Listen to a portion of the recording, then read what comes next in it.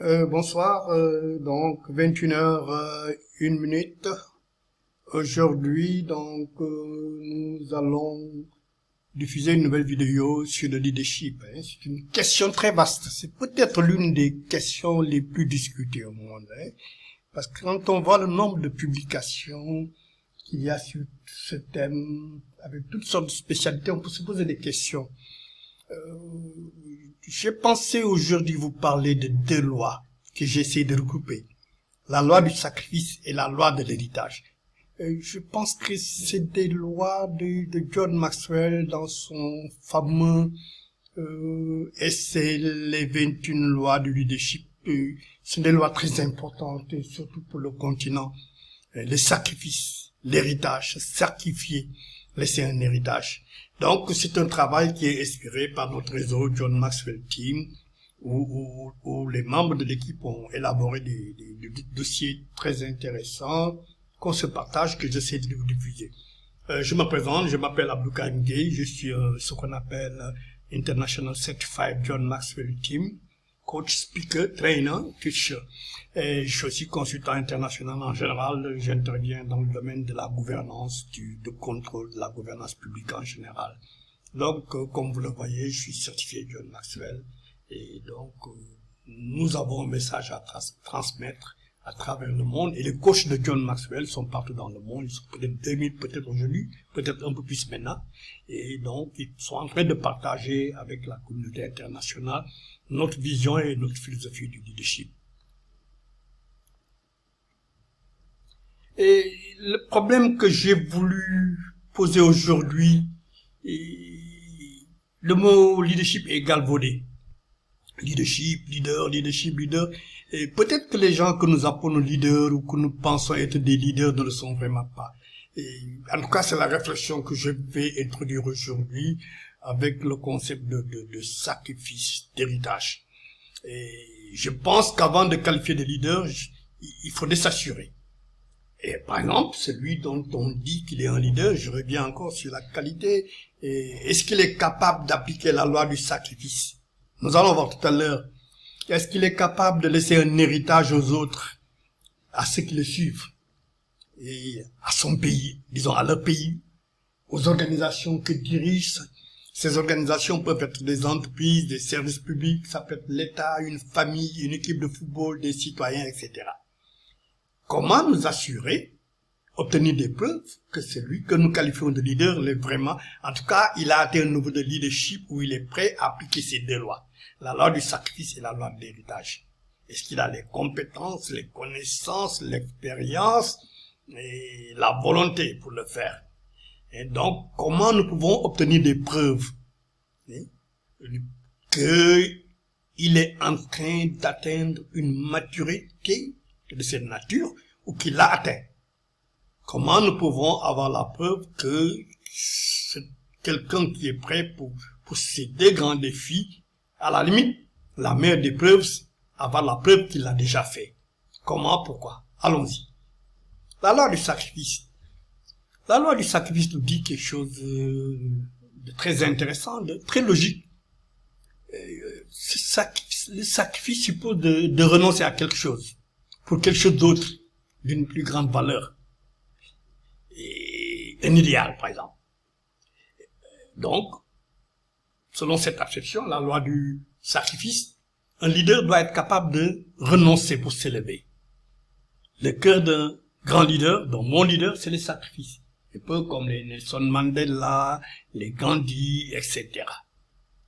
Il n'y a pas de succès, de grand succès sans sacrifice. C'est un peu la morale de cette affaire. Si l'on va aller loin, changer sa propre vie, la vie des autres, transformer son destin, le destin des autres, on doit renoncer à quelque chose en retour.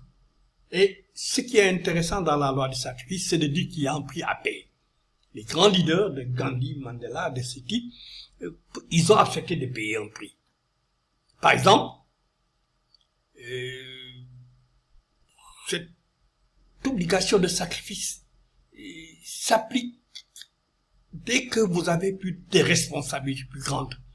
Si vos responsabilités augmentent, ça signifie que vos droits diminuent. Est-ce que celui que vous qualifiez de leader, vous pensez être leader, est-ce qu'il a cette mentalité-là de renoncer, à la limite de renoncer à ses propres privilèges, à ses propres droits, etc. Donc c'est une contrainte, la loi du sacrifice. Pour en arriver là, dans la vie, en général, être un grand leader, on a dû faire des sacrifices. À la limite, même pour des choses beaucoup moins contraignantes. Regardez votre propre vie. Certains d'entre vous, beaucoup, ont fait peut-être de longues études.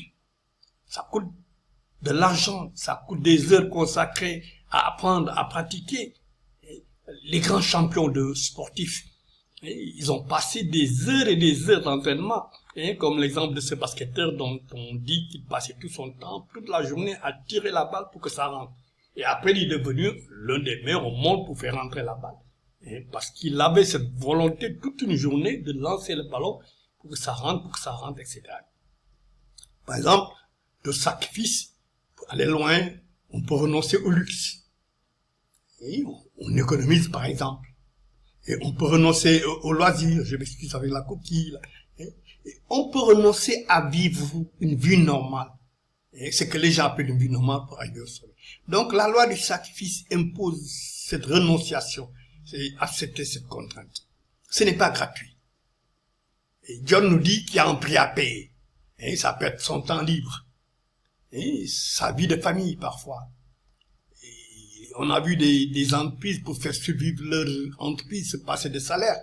Et pour payer les employés par exemple, sinon l'entreprise est menacée de faillite. Et pour se priver de sommeil, et pour bachoter la nuit, pour écrire, etc. Et donc, en fait, ces gens de leader qui a pratiqué la loi du sacrifice qui est capable de le pratiquer, et on peut se poser la question, comment ils font? Donc, quand vous posez la question de savoir, ou si vous voulez devenir un grand leader de ce type, posez-vous la question, qu'est-ce que j'ai sacrifié? Est-ce que je suis prêt à sacrifier quelque chose pour devenir ceci, pour cela? Est-ce que je suis prêt à changer, par exemple, à me développer, à investir dans mon développement? Qu'est-ce que je suis prêt à sacrifier, à renoncer? Quel compromis je suis prêt à faire? Donc, pour augmenter ma valeur, pour aller vers mon objectif, pour créer quelque chose, pour démultiplier les gens qui ont créé des multinationales à force de travail. Et certainement, ils ont dû renoncer à quelque chose, à investir. Beaucoup de gens veulent être plus que ce qu'ils sont, mais ne veulent pas investir dans leur développement personnel. Donc, voilà un aspect donc très important. Investir dans son développement personnel, avec ce que cela suppose comme sacrifice. Donc, au départ, il y a le rêve dont on a parlé dans la vidéo passée, et le rêve qui est une image un peu lointaine. À la limite, c'est gratuit de rêver, on peut rêver comme on veut, mais cela ne suffit pas. Il ne suffit pas de rêver. Pour réaliser certains grands rêves, devenir un grand leader qui laisse des traces, il y a un prix à payer. Et un prix à payer, c'est pas forcément financier. Et ça peut être un prix de nature financière, ça c'est vrai, mais c'est pas forcément de l'argent, c'est du temps, c'est un sacrifice moral, éthique, et se priver du luxe, etc. pour atteindre son objectif. Donc, parfois, il faut renoncer à quelque chose pour obtenir autre chose. Il faut arbitrer. Et là, nous avons le problème de l'habitage, le pouvoir d'habitage qui se pose et qui est une dimension importante. Donc, soyez prêts pour la victoire, mais il faut pratiquer cette loi du sacrifice. Et ce que nous disons, vous pouvez l'appliquer à beaucoup de situations. Et le sacrifice, c'est un processus continu. Et on se dit, bon, on le fait une fois, c'est fini. Quand on s'engage dans de très grands chantiers comme ça, c'est un processus continu. Et donc, l'image qu'utilise John Maxwell est très intéressante. C'est comme si on paye des droits de péage. Et à chaque fois qu'on passe un péage, il faut sortir de l'argent. C'est une image. Hein. Donc, si vous vous embarquez dans la voie du leadership, il faut continuer à payer. C'est un choix. Et cela suppose des sacrifices continus qui n'ont pas de fin. Tant qu'on a l'ambition de demeurer ce grand leader transformationnel qui change les choses. Et donc, à la limite, attention n'est pas leader qui veut. Donc, il ne faut pas confondre le leader avec d'autres situations de leadership, le leadership plutôt avec d'autres situations de management, de vie, etc. Allons-y un peu, un petit test. Avez-vous la résistance des grands et des vrais leaders?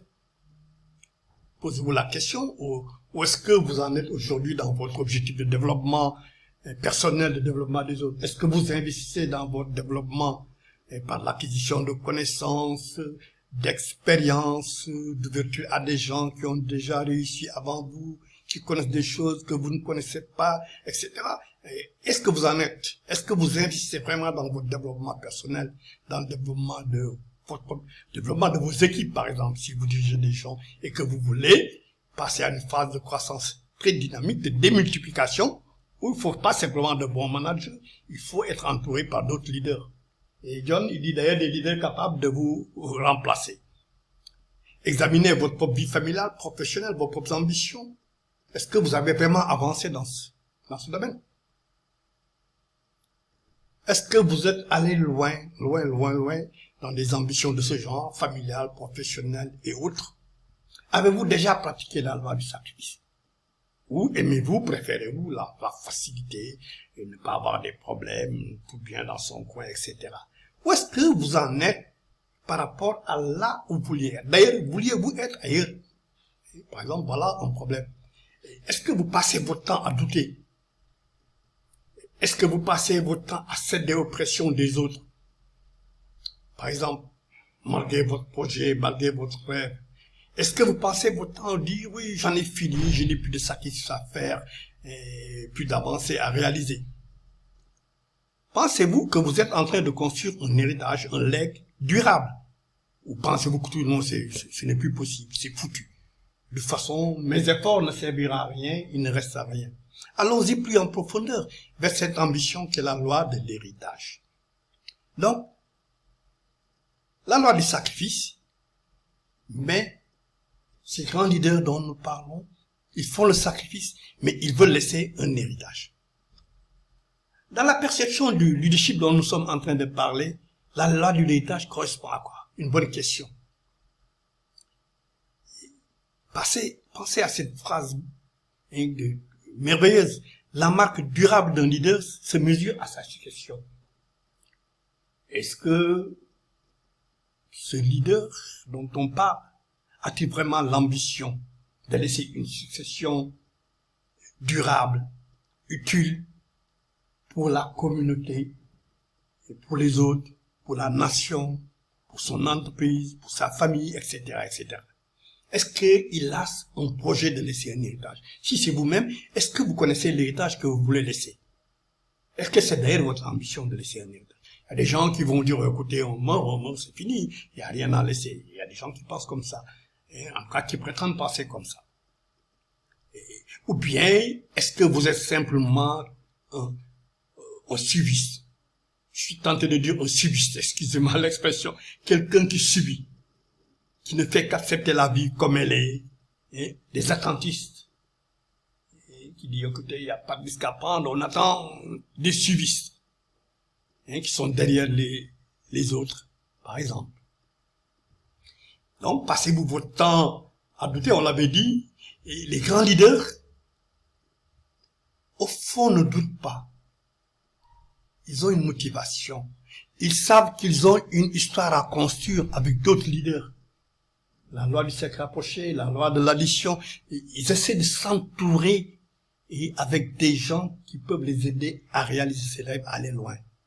Ils se disent qu'ils ont une histoire à écrire. Et un livre, John l'appelle un livre. C'est le livre de leur vie, c'est quelque chose qu'ils vont laisser. Est-ce que vous êtes en train vraiment d'écrire votre livre, les pages d'une histoire qui a démarré? Et imaginez un moment.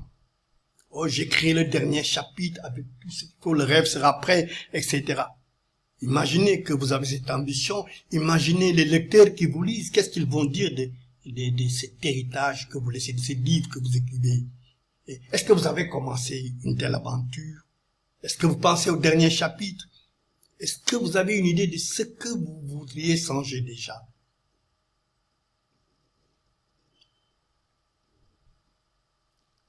une image un peu cocasse. Pensez que c'est le jour de vos funérailles et les gens sont là, que vous direz-vous qu'ils disent de vous? À quoi ressemblera votre héritage? Qui va prendre en charge votre héritage? Est-ce que vous avez préparé cela, un héritier?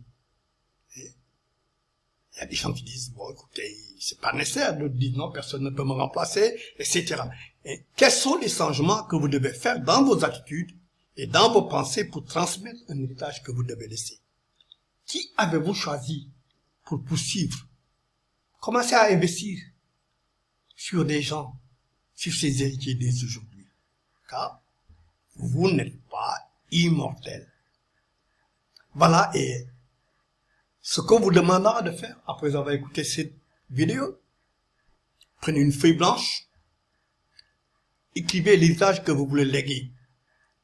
Gardez-le près de vous. Lisez-le souvent. Ce qu'on appelle la visualisation, la remémoration que les coachs font appliquer à leurs clients, etc. Et pensez que avec ça, vous allez changer votre vie, vous allez changer la vie des autres, et vous allez changer votre livre n'est pas terminé encore. Commencez dès aujourd'hui à écrire mon héritage, 2 points, etc. Lisez-le de temps en temps. Pourquoi pas, nous sommes des coachs, envoyez-nous ça si vous voulez, on peut toujours discuter. Voilà un peu donc quelques conseils que nous voulons vous donner. Réfléchissez bien après avoir écouté cette vidéo. Qui est un grand leader? Suis-je un grand leader? Tout ce que nous venons de dire, est-ce que je le fais? Est-ce que je suis capable de le faire? Pourquoi je ne suis pas capable de le faire? Et sinon, que doit changer à moi? Si telle est mon ambition. Est-ce que vous êtes prêts à vous sacrifier plus que les autres qui vont vous suivre? Parce que si vous voulez que les gens vous suivent, il faut qu'ils se rendent compte que vous êtes prêts à faire quelque chose plus qu'eux. Et êtes-vous prêts à vous sacrifier plus que les autres que vous voulez guider? Et sous vos leadership, les leaders doivent se sacrifier plus que les autres. Si quelqu'un vous dirige qui ne se sacrifie pas plus que vous, c'est pas un leader, c'est autre chose. C'est un manipulateur, etc. Et êtes-vous capable de renoncer pour aller à l'avant, de payer le prix qu'il faut? Qu'allez-vous laisser après vous? Quel héritage? Et là, une phrase merveilleuse de John dans son ouvrage, la marque durable d'un leader se mesure à sa succession. Voilà. Peut-être d'autres idées que vous pouvez ajouter dans ce débat. Et donc, voilà un peu ce que je voudrais vous dire aujourd'hui dans la vidéo. Et n'hésitez pas à m'envoyer vos observations, à l'écrire sur la boîte à commentaires en bas. Et c'est comme ça que nous allons construire ce grand mouvement de leadership que nous avons entamé. Nous avons la possibilité de faire énormément de vidéos sur ces choses-là, compte tenu de notre appartenance à énormément de réseaux à travers le monde. Donc voilà, je m'appelle Abdou Karim Gueye, je suis un coach certifié, membre de John Maxwell Team à Orlando, et donc un coach international, conférencier, formateur dans les domaines du management, du leadership, de la gouvernance publique, de la gouvernance de contrôle. Et donc, si vous tombez sur cette vidéo pour la première fois, n'oubliez pas de cliquer sur la cloche en bas pour rejoindre, nous aider à faire grandir ce projet, car derrière ce projet, il y a beaucoup d'autres choses, on ne peut pas tout faire tout en même temps, mais ça va venir. Et donc, si aussi vous tombez sur cette vidéo pour la première fois, abonnez-vous à notre chaîne et nous allons agrandir ce mouvement. Croyez-moi, il y a beaucoup de choses qu'on peut faire ensemble. Voilà, je vous remercie, j'espère que on va réussir ensemble ce pari. Merci, à bientôt.